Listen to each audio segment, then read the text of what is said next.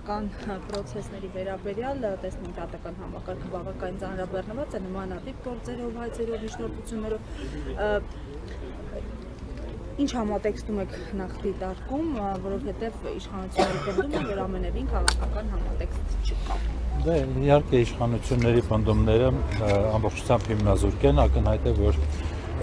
այս իշխանությունը պատրաստում է հերթական անգամ իշխանությունը զավթելուն եւ դրա շրջանակներում ըստ էության նրանք աշխատում են բոլոր այն ուժային կենտրոնների դեմ, ովքեր կարող են հասարակություն կոնսոլիդացնել, ովքեր կարող են իրական սպառնալիք դառնալ իրենց իշխանության համար։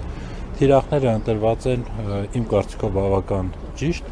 եւ հետեւականորեն աշխատում են անսպասելի գործերով, մտածածին գործերով, որոնց միակ նպատակը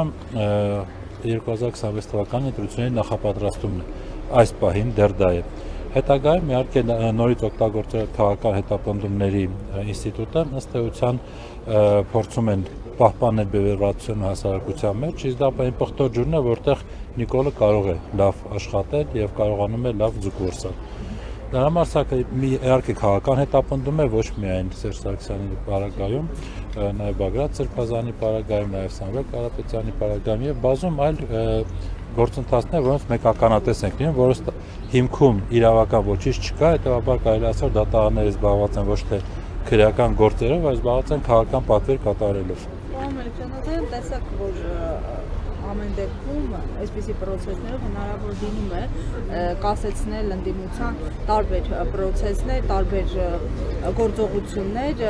ինչ անել, ինչպես եք տեսնում հեռանկարը, եթե Փաշինյանը իր թիմակիցները շարունակում են անզիջում պայքար մղել տարբեր հանրային շրջանակների, այդ թվում Մայրաթորի դեմ։ Ես կարծում եմ, որ լուծումները շատ ակնհայտ են։ Պետք է կոնսոլիդացնել հնարավոր բոլոր ռեսուրսները, ընդդիմադիր բոլոր ռեսուրսները եւ համատեղ ուժերով հասնել իշխանապողության։ Գործիքներ առաջադրված է եւ խորհրդարանում է impeachment, այսինքն այլ տարբերակ չկա։ Հակառակ պարագայում մենք տեսնում ենք, որ իշխանությունը զբաղվում է ընտրություն կեղծելով, արդեն իսկ այսօր կեղծվում են այդ ընտրությունները, որովհետև այն ուժերը, որոնք պետք է նաև պատրաստեն, հիմա փաստացի դատարաններում են անդադ լինում եւ որևէ աշխատանք այդ ուղղությամբ արդյունավետ իրականացնելու հնարավորություն չկա, եւ չեմ ասում, որ այլ բազմաթիվ զարգացումներ, օրինակ ընդդիմադիր համայնքապետերի ձերբակալություններ, հետապնդումներ եւ այլն ընտրություն է կեղծում։ Դրա համար impeachment-ը ակտուալ է, շատ ակտուալ է եւ ակտուալ է լինելու դեռ երկար ժամանակ։ Դրա համար ասում եմ, լուծումը միայն մեկն է, մենք չենք կարող անդադ այս դատարանի դիմացից մյուսը գնալ եւ այլն։ Պետք է կոնսոլիդացիա արվի, պետք է վերջապես այդ օրակարգը, որը արդեն միավորել է խորհրդարանական ընդդիմությանը, երկրորդ շունչը ստանա եւ ձևավորի փողոցային պայքար։ Այլ տարբերակ չկա։ Այս համատեքստում Փաշինյանը ընդդիմադիր այս տարբեր հայտարարություններին նախակշռում է սեփական օրակարգը, խաղաղության, այսպես կոչված օրակարգը, օրերս էլ բարբերաբար տեսանք գրառումներով հայտնեցին, որ այդ խաղաղությունն արդեն եկել է ռուսական ծորենի տեսքով, շուտով ղազախական ծորենի տեսքով։ Հավատում եք այս խաղաղություն տեսական լինել, իրատեսական լինել։ Այն որ խաղաղություն չկա, սա միանշանակ է։ Մեր երկիրը դեռ գտնվում է պատերազմական իրավիճակում, ավելին մեր երկիրը գտնվում է նոր կորուստների եւ նոր զիջումների նախաշեմին։ Վստահ եմ բոլորի համար գաղտնիք չեն բացի, որ կան դեռ տարածքային զիջումների հարցեր, օրակարգում, որը այսպես կոչված սահմանազատման գործընթացի տեսքով պետք է իրականացվեն։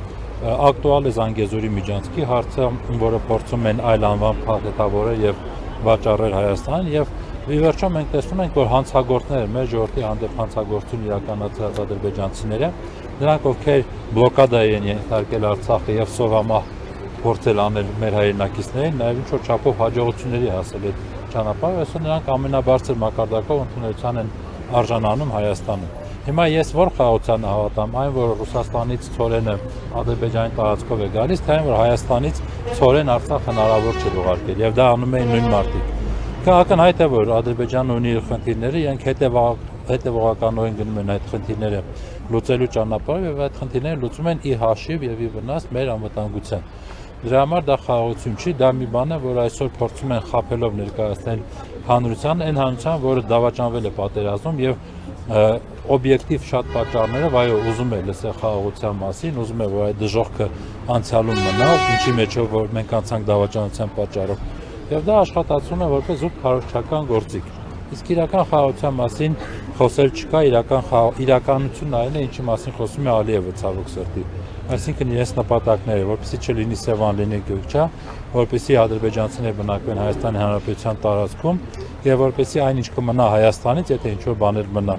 ամբողջությամբ վերահսկելի եւ կառավարելի լինի Բաքվի կողմից։ Շնորհակալություն։